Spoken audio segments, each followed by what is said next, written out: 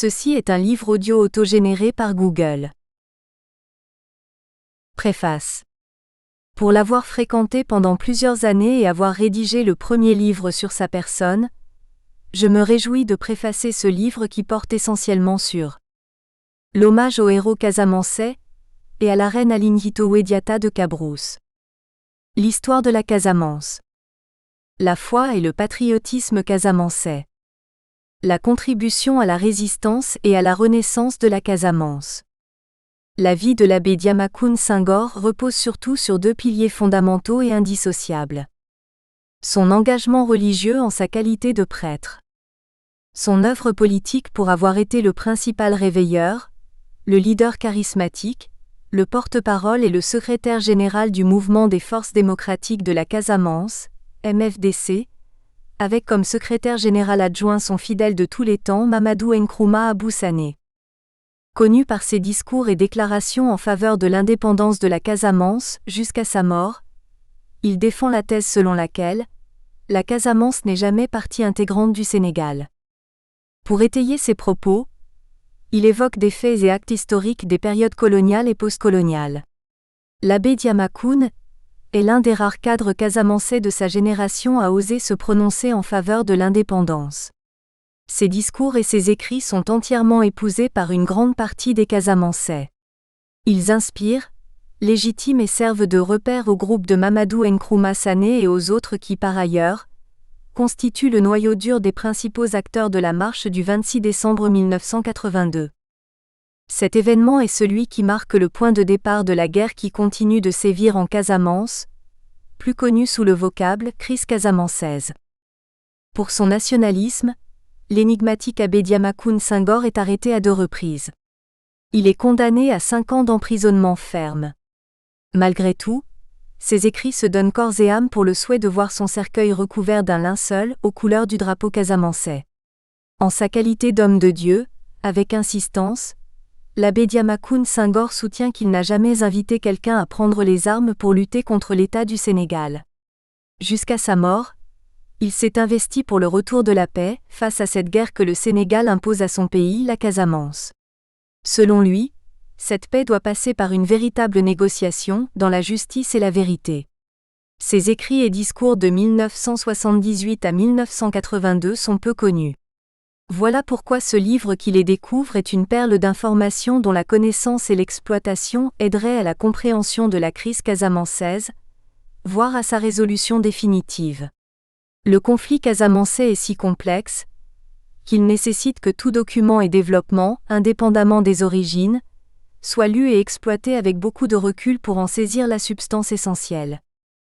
Ce livre, mis sous presse grâce à l'impulsion de Mamadou Nkrumah Abou Sané et de la disponibilité de l'écrivain Balou-Boula Ndoulou, apporte sans nul doute tant d'éléments importants pour la meilleure compréhension de l'histoire casamançaise pour laquelle, depuis 1645, son peuple continue à résister.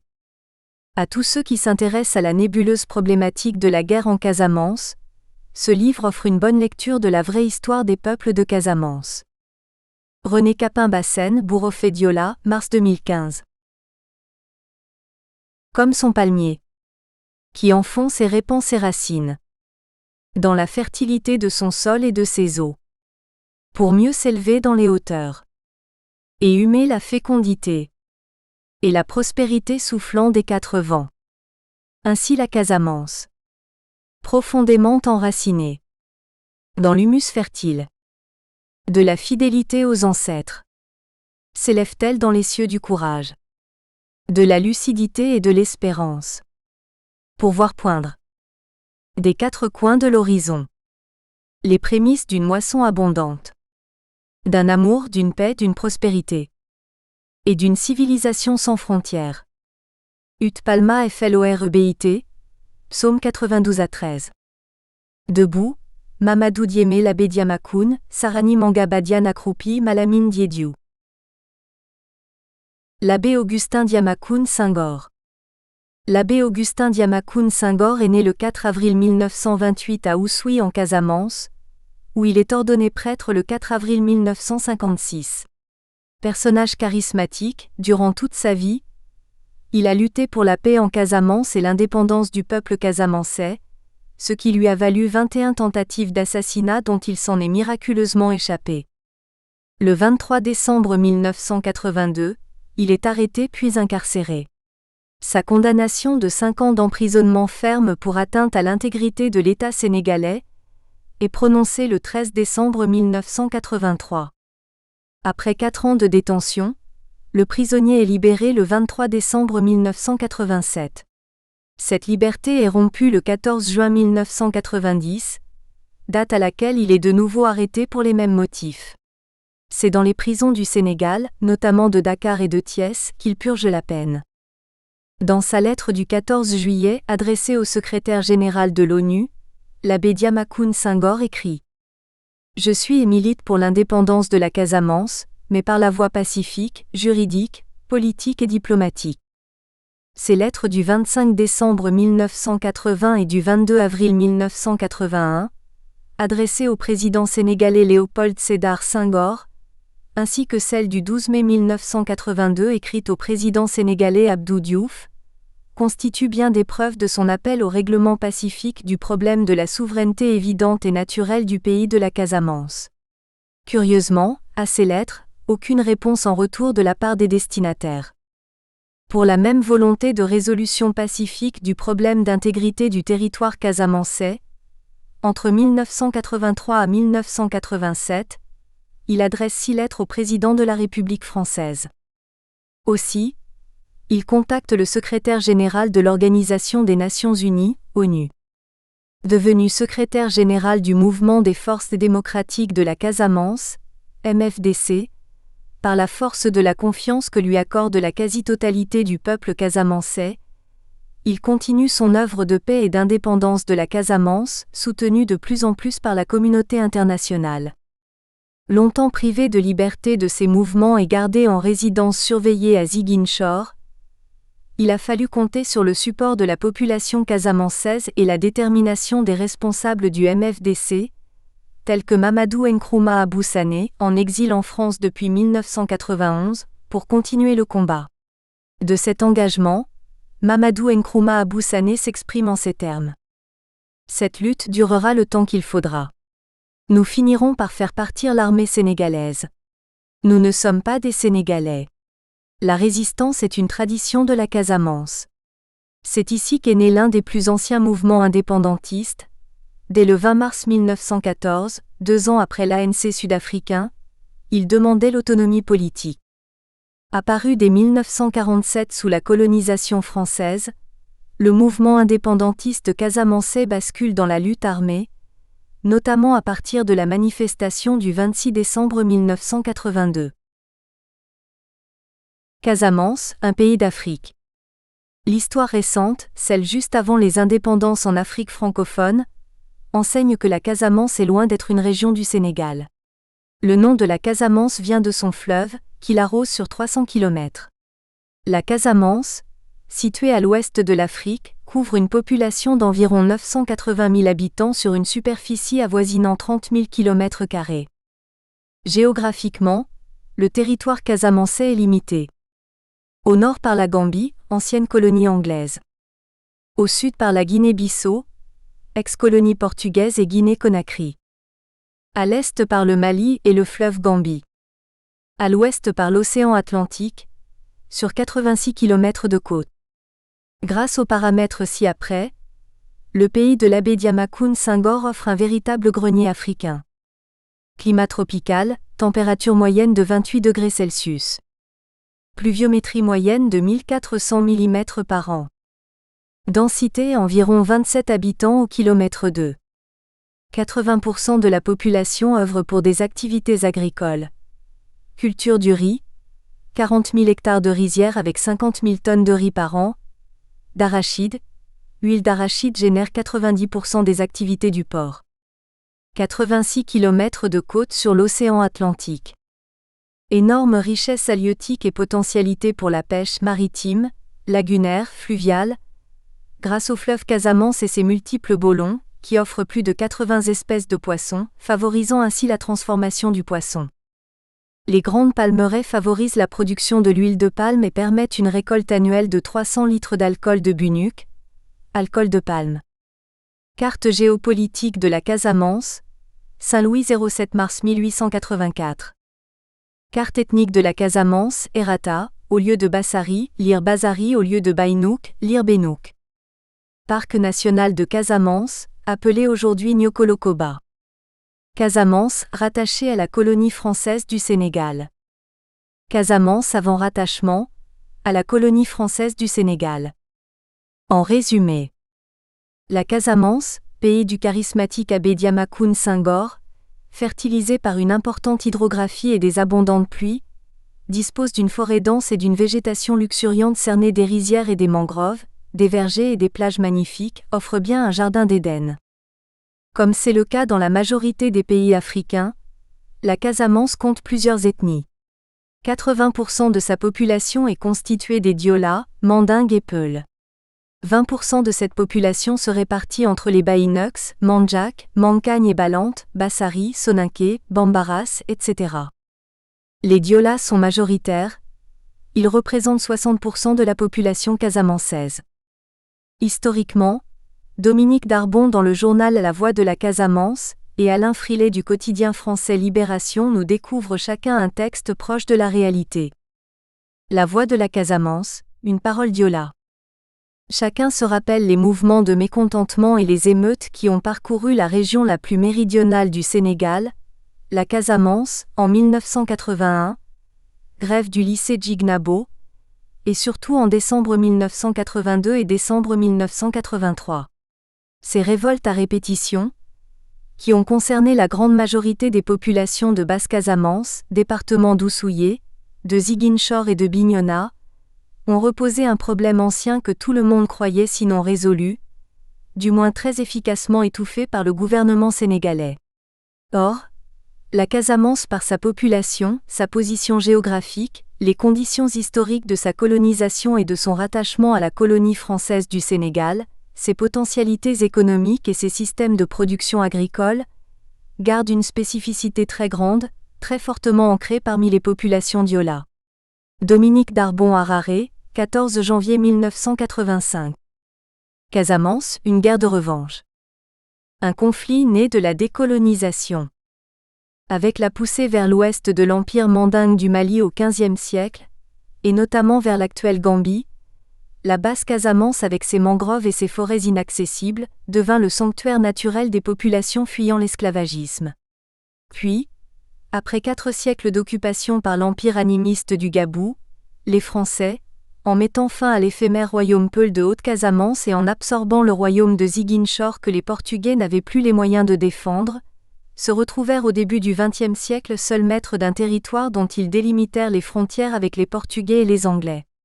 Ainsi naquit la Casamance, dont le peuplement et l'histoire, identiques à ceux de la Gambie et de la Guinée-Bissau, furent autoritairement annexés au Sénégal en 1960 par la décolonisation. Forte de ses richesses agricoles, de son potentiel halieutique et d'une excellente pluviométrie, 1400 mm par an, la Casamance attire très vite les populations du Nord Sénégal, victimes de la grande sécheresse de 1973 et de la crise économique. Alain Frilet, 13 avril 1973, Libération. In Memoriam. Au moment où je prends le micro de Sénégal 4, Ousmane Ba n'est plus. Il n'y a pas encore 15 jours que, en pleine ville de Ziguinchor, je lui reprochais d'avoir déserté la Casamance. Pour toute réponse, il me rétorqua. La Casamance, ma Casamance, la terre de mes ancêtres, morts ou vifs, j'y reviendrai ne serait-ce que pour y être enterré. Une réponse qui en dit long. Le sachant casamançais jusqu'au bout des ongles, casamançais à 200%, je lui dédie en ultime et fraternel hommage, cette humble émission sur la foi et le patriotisme de nos héros de Casamance, sachant qu'elle ne lui aurait pas déplu et confiant que nos ancêtres, dont il connaissait et pratiquait les vertus, lui obtiendront du ciel, paix, clémence et miséricorde. Que son âme et les âmes de tous les fidèles défunts, par la miséricorde de Dieu, reposent dans la paix. Anima ejus et animae omnium fidelium defunctorum per misericordiam Dei requiescent in pace. Amen. Introduction. Ne tremble pas devant eux, sinon c'est moi qui te ferai trembler devant eux. Moi, voici que je t'établis aujourd'hui comme une ville fortifiée, une colonne de fer et une muraille de bronze face à tout ce pays. Les rois du Juda, ses princes, ses prêtres et le peuple du pays.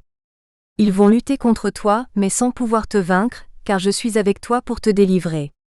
Jérémie 1, 17-19. Courage. De même que tu as rendu témoignage de moi à Jérusalem, ainsi faut-il encore que tu témoignes à Rome. Actes des Apôtres 23, 11. Sois sans crainte. Continue de parler, ne te tais pas. Car je suis avec toi, et personne ne mettra sur toi la main pour te faire du mal, parce que j'ai à moi un peuple nombreux dans cette ville. Actes des Apôtres 18, 9-10. Rappelle-toi les jours d'autrefois, considère les années d'âge en âge. Interroge ton père qu'il te l'apprenne, les anciens qu'ils te le disent. Deutéronome 32, 7.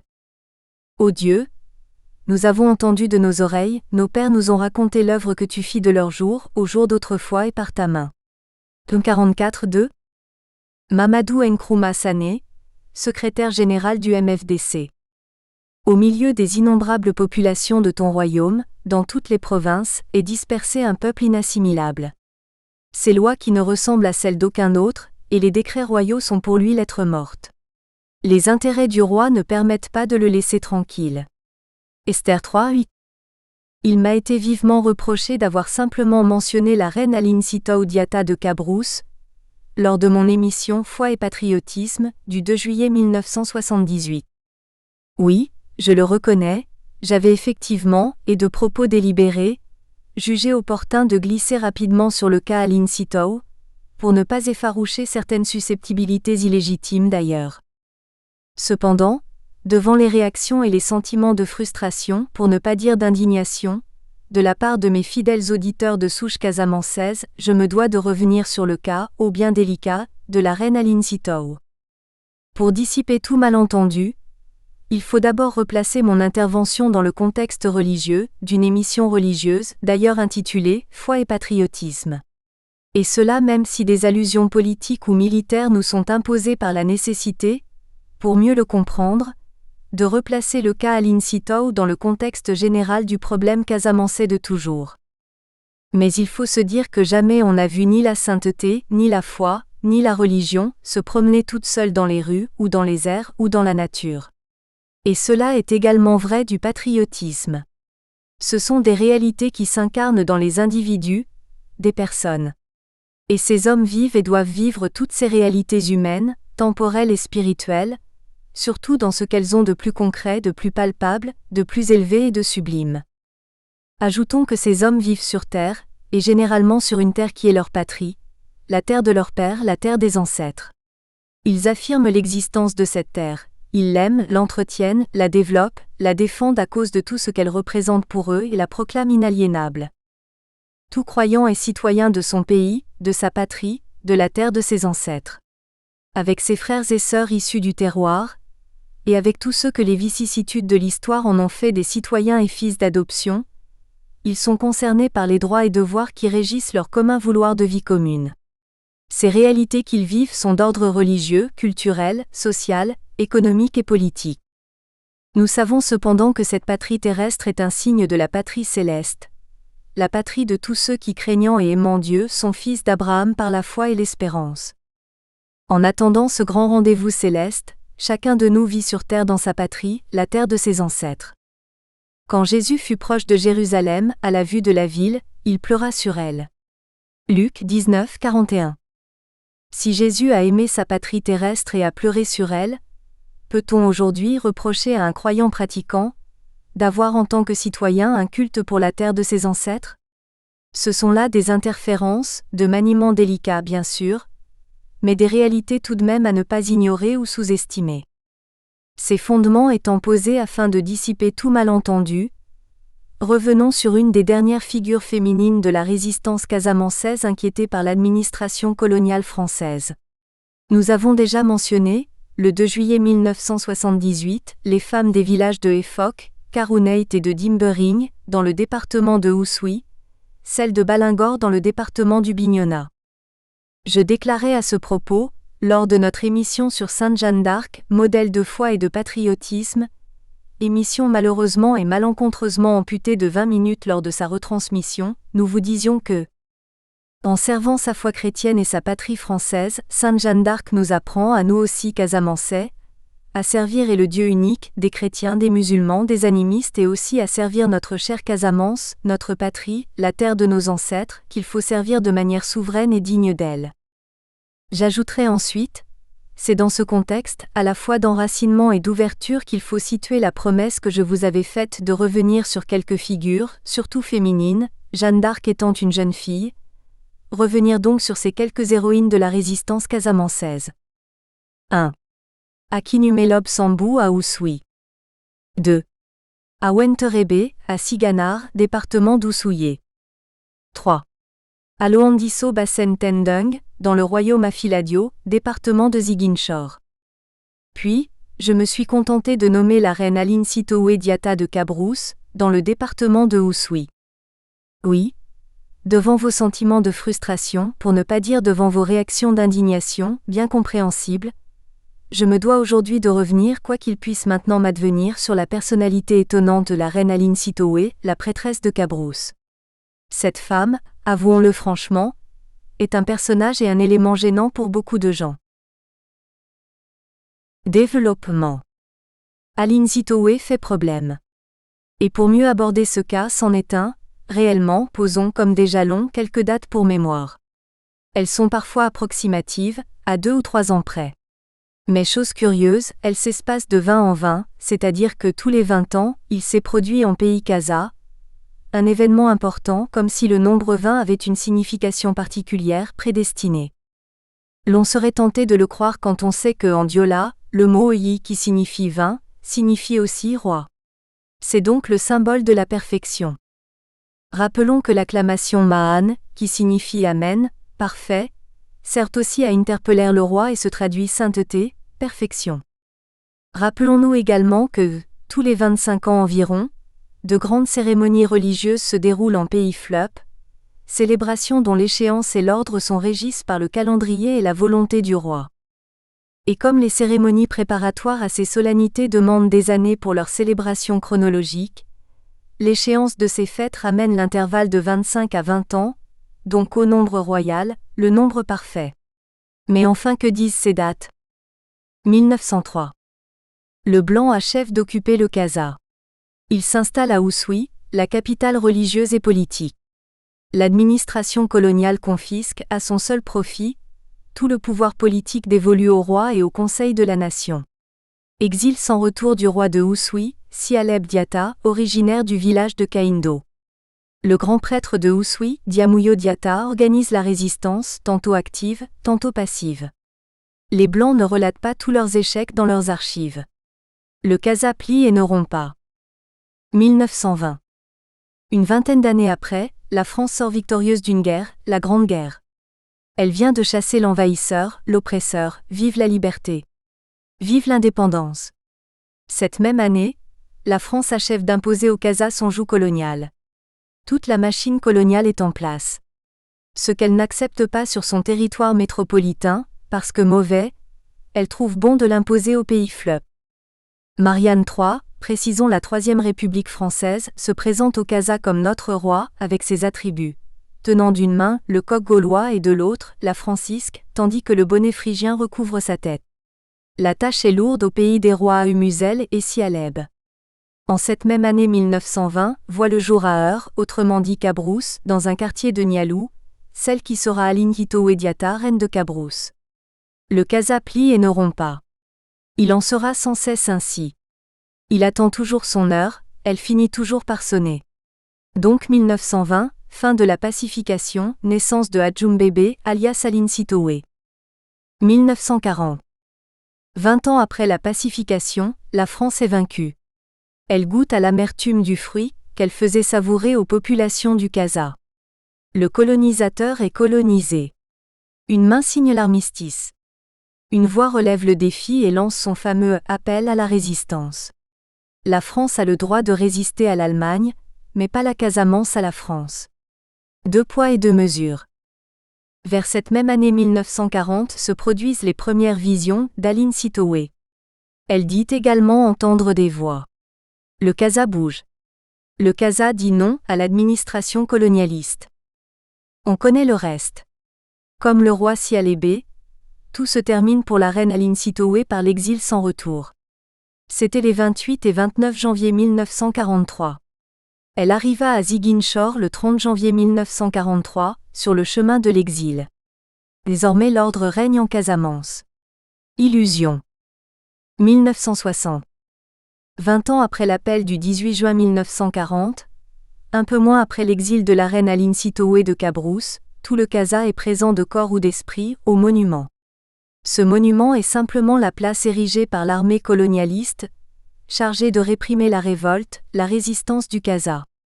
Sur cette place d'Oussouye, un compatriote, cousin de la reine Aline Sitoé, préside les fêtes de la proclamation puis celles du premier anniversaire de l'indépendance nationale. Rappelons que le président Dia avait rendu aux habitants des Phoques leur cabiseux, ou tam-tam de guerre. Placé sur la véranda du bureau administratif, il servait à annoncer les débuts et fins des heures de travail journalier des fonctionnaires. Il avait ainsi remplacé un petit tam-tam portatif, le fameux Kanumba des années 1938 à 1943, immortalisé par la trop célèbre chanson que tout le monde connaît. O labom. Labom. Alolom ave ata usui, o labom. Kanumba, weleo. Il danse. Il danse. Le blanc de Usui. Il danse. Kanumba, son tam-tam retentit. Un autre refrain était plus en vogue à Eyin. Combien parmi vous savent-ils que ce sont là des chants de la résistance casamançaise? Nous autres de la résistance passive, les hurlions à tue-tête, le jour comme la nuit, dans tous les villages du Casa, au son du gros mbélé.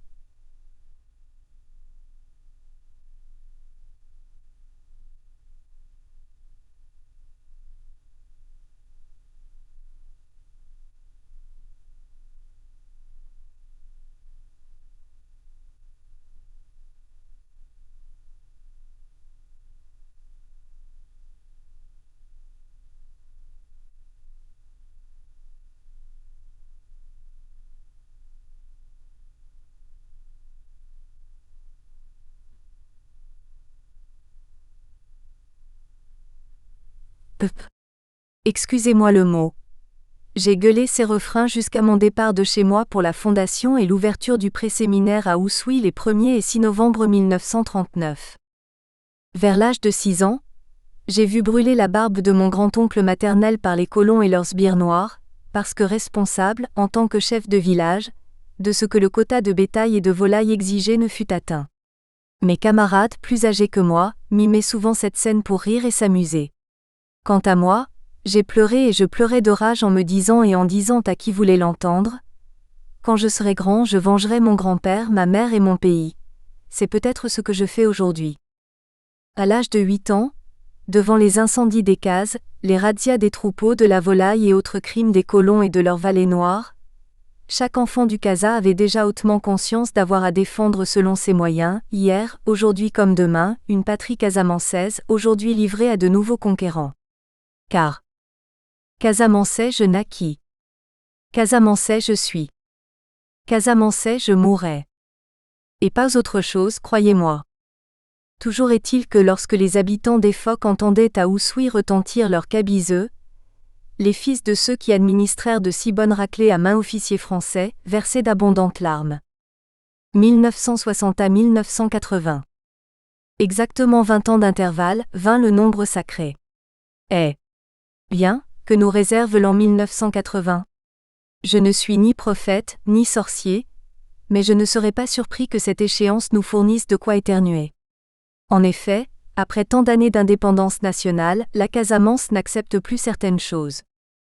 Du 12 février 1967 au 28 septembre 1978, j'ai été délibérément brouillé 4 fois dans mes émissions à la radio, les 18 et 28 avril 1971 ainsi que les 2 et 9 septembre 1978. Je ne veux pas savoir par qui je l'ai été, je ne le sais que trop. Une chose est cependant certaine, je suis nul en mécanique mais je sais que certains retours de manivelle font mal et même très mal. En politique, toute faute se paie. Oui, le temps où n'importe qui se permettait n'importe quoi et impunément en Casamance est révolu. Mais quel impact pouvait avoir une telle indépendance nationale, avec ses effets, sur ces populations du Casa dites primitives. Le plus sauvage n'est pas toujours celui que l'on pense. Dans tous les cas, la Casamance ne veut pas de n'importe quelle indépendance. Elle sera celle qu'elle aura voulu. Elle-même sera ce qu'elle aura voulu pour elle-même. Que personne ne se mette à choisir ou dicter à la Casamance ce qui est bon ou mauvais pour elle. La Casamance est majeure. Une connaissance du message Aline Sitoé peut nous aider à mieux apprécier l'impact d'une telle indépendance. Rappelons que A. Rajumbebe, qui signifie celui ou celle qui possède un bœuf haut sur pattes, est un prénom qui marque la richesse en bovins de grande qualité. B. Aline Sitoé signifie la sœur de Sitoé. Un garçon portait ce prénom et était frère ou cousin de la reine, plutôt cousin, et aussi celle qui est née dans une famille riche en bovins. Ces Sitoé signifient ou bien ils se sont levés pour se mettre en marche ou bien ils se sont arrêtés. Qui? Très probablement des bœufs. Toujours le signe de la richesse en animaux. Panorama historique de la Casamance. Mais il n'est pas vain de poursuivre le parcours d'un certain environnement, permettant au mieux de mesurer et de cerner le phénomène Aline Sitoé. L'histoire orale et écrite, et les documents des colons, éclairés par une bonne connaissance du contexte local, nous fournissent des éléments d'appréciation non négligeables. En 1645, Gonçalo Gamboa Ayala, premier capitaine du comptoir de Cacheux, fonde Farim sur le Haut-Rio Cacheux ainsi que le comptoir de Ziguinchor sur la basse Casamance, cherchant ainsi à regrouper les traitants portugais disséminés le long des grands cours d'eau de Guinée. Voilà l'histoire de la Casamance qui fut, si je me souviens de ce que j'ai lu dans certains livres, la première rivière où les Portugais entrèrent dans cette partie de l'Afrique. Lettre du gouverneur Honorio Pereira Barreto au gouvernement portugais, Bissau le 26-8-1857. Doc. Numéro 51 de la conférence Jaime Walter. 29 mars 1828. Jean-Clément Victor d'Angle signe à Embering, Brun, un traité avec le chef Cayunou qui cédait à la France, en toute propriété et pour toujours sans redevance, un terrain pour établir un comptoir et ses dépendances. 22 janvier 1836. Cession de l'île de Carabane à la France par le chef du village de Cagnou. 24 mars 1837. Dagorn, gouverneur de Gorée, négocie un traité avec le Mansarois, un banhomme mandinguisé, Baudian d'Offa, accord cédant à la France un terrain à Sédiou. En 1849. Emmanuel Bertrand Bocandé, l'un des plus ardents promoteurs de la colonisation de la Casamance par Sénégalaises interposées, arrive à Carabane comme résident Nantes 0307 18 12 Carabane 1849 Paris 28 11 1881. En 1857. Durant l'absence de Bocandé pour congé, le résident intérimaire de Carabane, Boudins, annexa de sa propre initiative le territoire d'Elenkin, jusqu'alors possession britannique. Il fut blâmé par son supérieur d'Alterac, commandant particulier de Gorée. Mais le comptoir d'Elenkin ne fut pas rendu aux Anglais. Archives nationales 1185, papier du gouverneur Vébalo. En 1859. Pinet-Laprade déplore l'état d'abandon de la Casamance. Bien avant, le gouverneur général Gabriel Engoulevent, le 29 septembre 1916, le conquérant de notre pays constate déjà avec amertume une réalité multiple et permanente, dont la Casamance, attendant son heure et son leader, tarde à tirer les conséquences. Le gouverneur du Sénégal, constamment préoccupé des difficultés qui se présentaient dans le fleuve, ne pouvait porter qu'un intérêt secondaire à ses dépendances. Les ressources de la colonie insuffisantes pour faire face à tous les besoins, étaient concentrés au Sénégal même. C'est ainsi que nos nationaux établis dans les rivières voisines de Gorée ont passé des années entières sans être visités par un seul bâtiment à vapeur.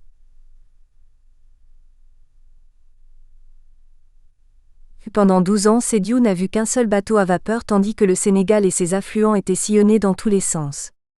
Archives du Sénégal, 13 G 299. Recueil de différents papiers de Pinet-Laprade. Au tempora, aux morts. 1859 1916 1978. L'histoire est un éternel recommencement. La Casamance existe toujours, avec ses potentialités diminuées, saccagées et pillées certes par les nouveaux conquérants, mais potentialités réelles tout de même. Son développement économique demeure volontairement maintenu à l'état embryonnaire. Oui, l'économie de la Casamance, quand elle n'est pas purement et simplement ignorée, se voit délibérément gelée, quand elle n'est pas le plus froidement du monde sabotée par les nouveaux conquérants, du plus grand au plus petit, sous l'œil désabusé ou amusé du Casamançais qui, trahissant les qualités et vertus de ses ancêtres, se vend aujourd'hui pour une sucette. Pour les uns comme pour les autres, je dis qu'il y a des coups de pied qui se perdent quelque part. Si la France coloniale et le Sénégal indépendant avaient consenti à la Casamance le même effort économique et financier qu'à la région du fleuve, le pays aurait peut-être, pour ne pas dire sûrement, déjà cessé d'importer du riz. Justice n'est pas favoritisme. Je ne demande pour mon pays un traitement de faveur, mais compte tenu de ce que ma patrie apporte à l'économie générale, j'exige pour la Casamance un simple mais réel traitement de justice économique et autres. Après plus de 20 ans d'autonomie interne et d'indépendance, je suis en droit de demander au gouvernement ce que le Sénégal a consenti, non pas sur papier mais dans les faits concrets, comme effort économique à la Casamance. La confiance n'exclut pas le contrôle. Janvier 1859. Première bataille de Hilol, dans le pays Caronne, l'amiral Protet, chef de la division navale et commandant supérieur de Gorée, sous-estimant peut-être la capacité de résistance des Caronnes, échoua lamentablement devant Hilol protégé par des bancs de sable artificiellement surélevés par les Diolas.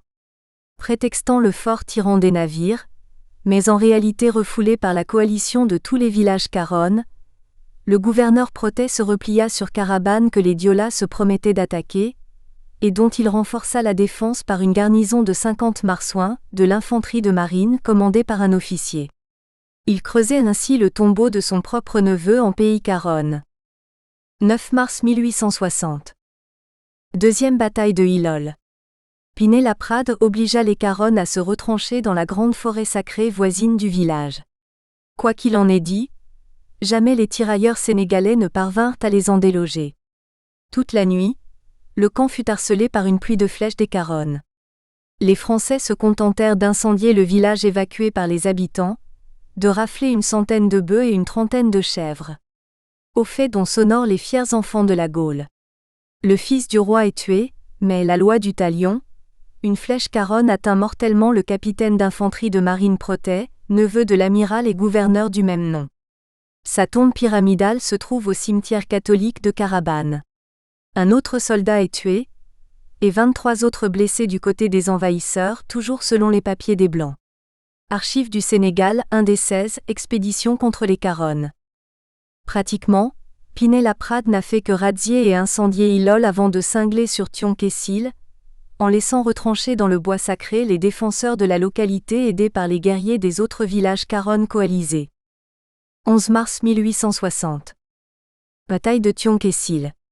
Elle est livrée par Pinet-Laprade qui incendie le village, razzie 200 bœufs, 190 chèvres et beaucoup de riz. Le Blanc note la complicité tacite ou avouée du village de Tandouk, s'ils n'y ont pas été contraints, ainsi que la perte d'un grand nombre de femmes qu'il dit s'être mêlées aux combattants, quand il eût fallu avouer qu'elles ont participé à leur manière à la résistance de Thionck-et-Sile. Cela se déduit des reproches que les Blancs formulent contre les femmes de Balingor, Carouneit, Efok, Dimbering et autres qui insultaient les hommes de ces villages, qui auraient manqué de virilité, pour les inciter à résister plus âprement aux Français. 10 février 1861. Bataille de Sandiniéry, attaquée par Pinet-Laprade. Le Blanc parle de 20 morts et 30 prisonniers malinqués, et de 3 morts et 4 blessés seulement du côté français. Mais il faut savoir lire entre les lignes, car ce même chef militaire reconnaît que les expéditions militaires en Casamance ne sont pas des promenades de santé. En effet, rentré à Gorée, précisément en provenance de Sédhiou, le 19 février 1861, le même Pinet-Laprade écrit « Nos troupes ont eu affaire dans un pays très difficile et par une chaleur accablante, à un ennemi intelligent, courageux, opiniâtre. » Archives du Sénégal, 13G300. Rapport du commandant supérieur de Gorée au gouverneur. Dans ces conditions, étonnant que les Casamançais fussent les seuls à mourir comme des mouches. 3 février 1865. Bataille de Diembering. Un étranger nommé William trahit en fournissant à Pinet-Laprade de précieux renseignements lui permettant de venir plus facilement à bout de la résistance du village. Archives du Sénégal, 13 G 367. Rapport de Pinet-Laprade sur l'expédition de Diembering, 15 février 1865. Diembering fut condamné à une amende de 30 tonneaux de riz ou 2000 boisseaux, d'une valeur de 10 000 francs. Archives du Sénégal. 13 G 367. Correspondance du résident de Carabane à Gorée, avril 1865. 17 août 1869. Le choléra emporte à Saint-Louis le gouverneur Pinet-Laprade. Qu'en dit la Casamance des bois sacrés? Que Dieu ait son âme puisque le diable n'en veut pas. 12 octobre 1882. Un décret supprime l'emploi de commandant du 2e arrondissement du Sénégal. Gorée et les possessions françaises au nord de la rive droite de la Gambie sont placées sous l'autorité directe du gouverneur du Sénégal. Quant à la Casamance sous mouvance française, elle passe sous l'autorité d'un lieutenant-gouverneur résidant à Gorée. Archives du Sénégal 4 B 74, 1er septembre 1883. Gorée fut donc la première capitale du district français de Casamance. En 1894. Exigeant un contrôle plus rigoureux et plus efficace de la situation politique et économique en Casamance, inquiété et agacé par une résistance casamançaise de plus en plus farouche, surtout en pays d'Yola, le gouverneur Henri de Lamotte impose une nouvelle organisation administrative. Réalisme et efficacité politique exigent. L'autorité est confiée à un administrateur supérieur, ordonnateur du budget du territoire, avec résidence à Sédhiou, et non plus à Gorée. Ce haut fonctionnaire est assisté par 2 administrateurs adjoints, l'un pour le cercle de Sédhiou, l'autre pour celui de Carabane. Frac, arrivé à Sédhiou en 1894, est le premier administrateur supérieur de la Casamance. Quant au royaume du Firdu et ses dépendances, constituant un pays de protectorat, il relevait directement de l'administrateur supérieur représenté par un résident auprès de Moussa Molo à Amdalaï. Archives du Sénégal, 13 G 372. Réorganisation du district de Casamance, 18 janvier 1894. Rappelons en passant que, cédé à la France par le Portugal, le territoire de Ziguinchor et dépendance fut plus tard confié à la colonie du Sénégal qui exerça alors sa tutelle sur toute la Casamance. Qui dit confier ne dit ni intégrer ni s'approprier. Le Sénégal semble l'oublier ou même l'ignorer aujourd'hui. Mais pour tout fils authentique du pays des rivières, son pays, la Casamance, est une colonie oubliée. De ce fait, aujourd'hui comme hier et comme demain, je refuse toute intimidation, toute mystification et encore moins toute dolé, force. La Casamance est un pays et surtout une nation. Ce n'est pas de ma faute si on l'a rattachée, et s'efforce encore de l'intégrer arbitrairement au Sénégal. À l'anachronisme militaire dont parle le gouverneur général François de Clausel, le 8 avril 1916, s'ajoute donc, pour la Casamance, un anachronisme politique et administratif, autrement plus grave, qui n'a que trop duré, dont la solution ne consiste pas à le passer sous silence, ou à le contourner par des procédés qui s'écartent de la seule voie légale et juste qui s'appelle autodétermination. Ce n'est pas résoudre un problème que de ne pas en parler, ou de l'interdire en niant froidement son existence.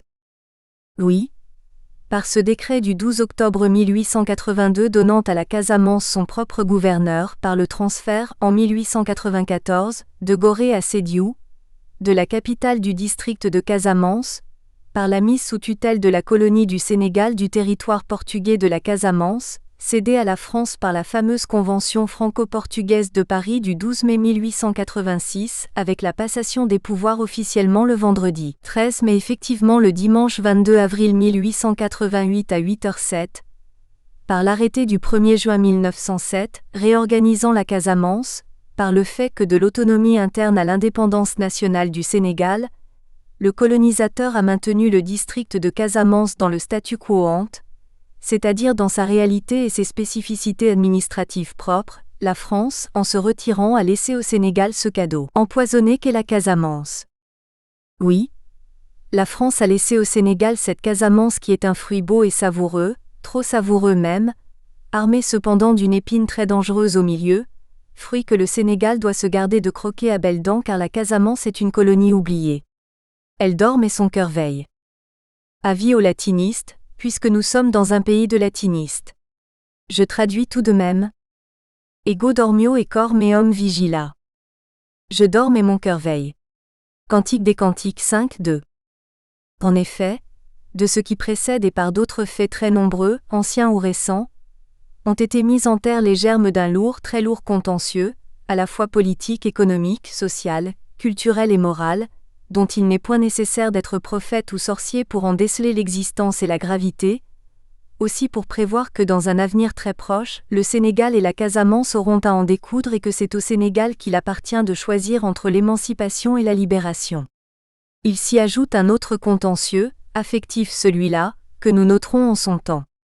Et puis, je ne sais à quel point l'on peut être borné ou naïf pour toujours prendre les Casamançais pour des imbéciles ou des canards boiteux. Qu'ils soient Bainunka, Balanta, Diola, Mandiakou, Mancagne, Peul, Mandingue ou autres, le fils des pays des rivières se sent casamançais mais non pas sénégalais. Je souris d'un sourire amusé et compatissant quand j'entends des Casamançais proclamer leur sénégalité. Le Casamançais poursuit loyalement l'expérience sénégalaise, sans pour autant se sentir sénégalais. L'on dirait que le Sénégal s'acharne délibérément à ne montrer à la Casamance que les aspects gravement négatifs et rebutants de son expérience sénégalaise. Cela est sérieusement inquiétant pour l'avenir. Pour les gens sincères avec eux-mêmes et appartenant aux générations d'avant-guerre comme la mienne, il faut le reconnaître, juridiquement parlant, jusqu'à ce jour, les Casamançais ne sont pas des Sénégalais. En effet, juridiquement parlant, jamais dans son passé colonial, la Casamance n'a été partie intégrante de la colonie du Sénégal, même si administrativement, la Casamance était rattachée, mais pas intégrée à la colonie du Sénégal qui exerçait sur ce territoire une tutelle qui n'en portait pas le nom. Le colon n'a pas fait du Casamançais un Sénégalais. Cette opération est une tentative des barons du Bloc démocratique sénégalais, avec à leur tête Léopold Sédar Senghor. Et cela depuis novembre 1948, juin 1956, septembre 1958, décembre 1959 et surtout le 4 avril 1960. Tout en faisant de moi un sujet français, et même un citoyen français par la suite, le colon a reconnu l'entité casamançaise et même dans une certaine mesure ma casamancité. C'est pourquoi dans mon cahier de leçons du cours élémentaire, le colon nous faisait apprendre d'abord l'histoire et la géographie de la Casamance. Nous les connaissions alors mieux que nos actuels universitaires casamançais. Je dénonce en passant cet impérialisme culturel du Sénégal qui craint que les Casamançais ne sachent qui ils sont, et ce qu'ils peuvent être. Jusqu'aujourd'hui, à tous les points de vue, la Casamance reste une colonie du Sénégal. Mais que me disait non pas le colon sénégalais, mais curieusement le colon français. Lundi 4 novembre 1940, Casamance, pays avant l'arrivée des Français. Mercredi 6 novembre 1940, Casamance, l'occupation française. Lundi 11 novembre 1940, organisation politique et administrative de la Casamance. Mercredi 13 novembre 1940, rôle de l'administrateur. Mardi 26 novembre 1940, Casamance, les divisions. Vendredi 29 novembre 1940, fleuve Casamance. Mardi 3 décembre 1940, Casamance de 1827 à 1859. Vendredi 6 décembre 1940, Casamance, les guerres avec les batailles de Hilol et de Tion-Kessil. Samedi 14 décembre 1940, Casamance, les guerres avec les batailles de Sandiniéry et de Diembéring. Vendredi 3 janvier 1941, guerre contre Fodé-Kaba, 18 691 901. Mardi 7 janvier 1941, guerre en Casamance, suite. Dodds contre Sounkarou Kamara. Mort du lieutenant Truche à Séléki, etc. Le Casamançais ne voyait pas Lat Dior qu'en compagnie de Samori Touré et de Béhanzin, dans le contexte de l'AOF. Je ne connais pas de terme assez fort pour dénoncer le grave impérialisme culturel que le Sénégal fait subir depuis toujours à la Casamance, et que les Casamançais auraient dû secouer depuis toujours, car l'impérialisme culturel est la mère de tous les autres impérialismes régnant en Casamance et dans le monde entier. En 1885. Conférence de Berlin, l'Europe se partage l'Afrique. L'on admet qu'un pays d'Europe franchisse plus de 13 000 km pour arracher, par tous les moyens, des terres à leurs propriétaires légitimes. Une fois de plus, je dénonce l'immoralité de la colonisation. 12 mai 1886. Fameuse convention franco-portugaise de Paris. Le Portugal cède à la France ses prétendus droits sur la Casamance. En échange, il reçoit de la France le territoire de Rio Cassini au nord de la Guinée française. Ces deux pays européens décident ainsi du sort de cette Casamance, un pays africain qu'ils n'avaient même pas encore conquis. 1er décembre 1886. Le lieutenant Truchet, administrateur, commandant le cercle de la Casamance, résidant à Sédhiou, est tué dans une embuscade à Sweleki, dans le royaume Afiladio. Il fut atteint sur le flanc par une lance.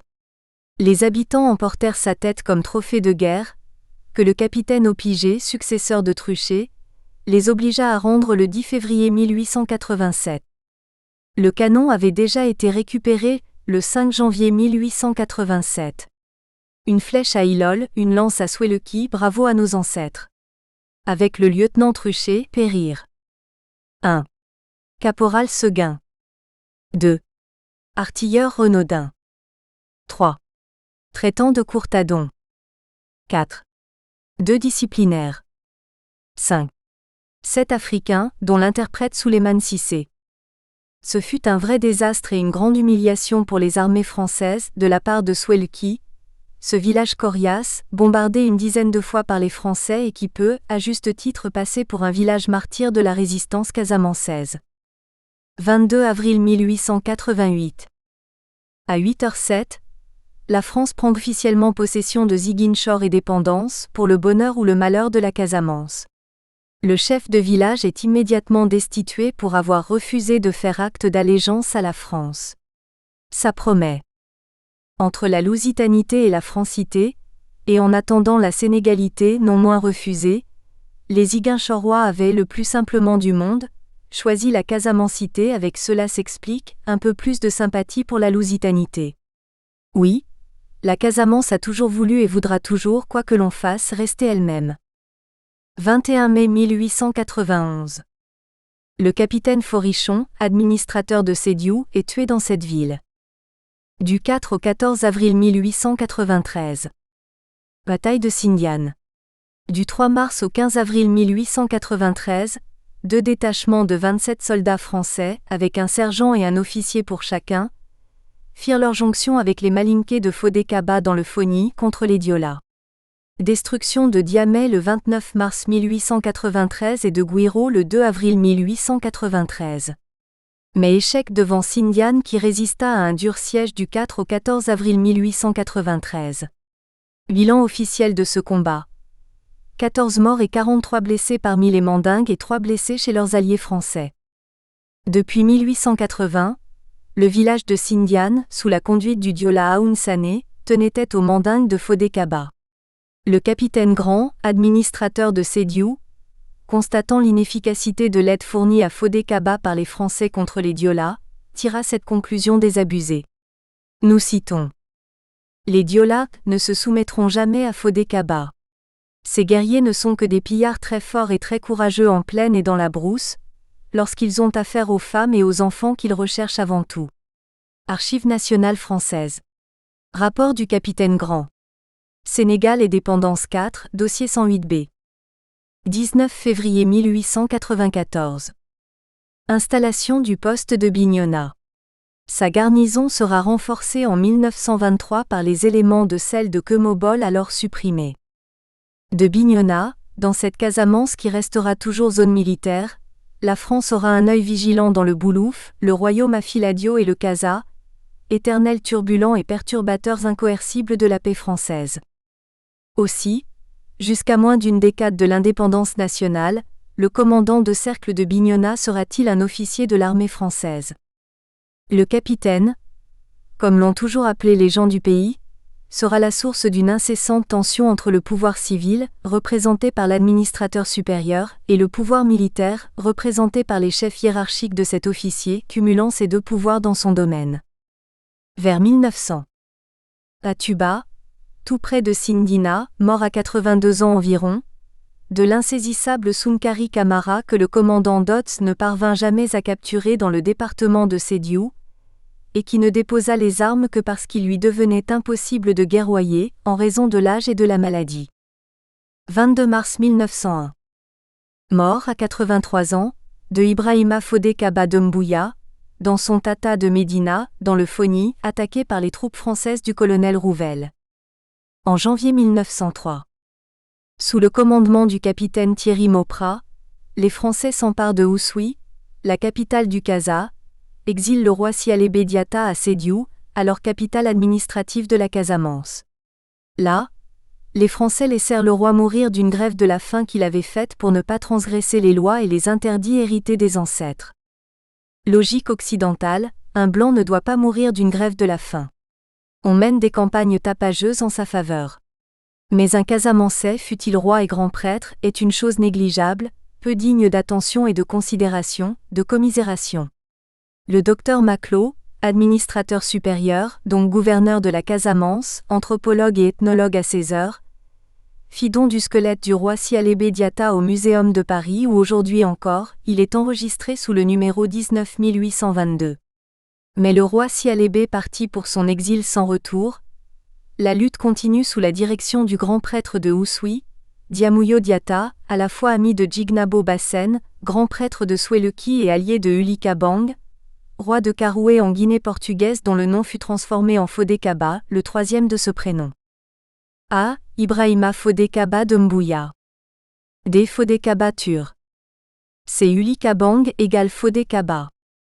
Janvier 1904.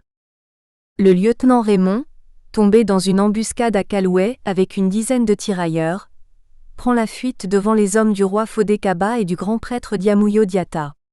Il est blessé au genou et 3 de ses tirailleurs le sont aussi. Le mercredi 6 novembre 1940, le colon nous apprenait au cours élémentaire, je cite. En janvier 1903, les villages d'Oussouye et d'Oukaout sont occupés facilement, les habitants ont fui dans la forêt.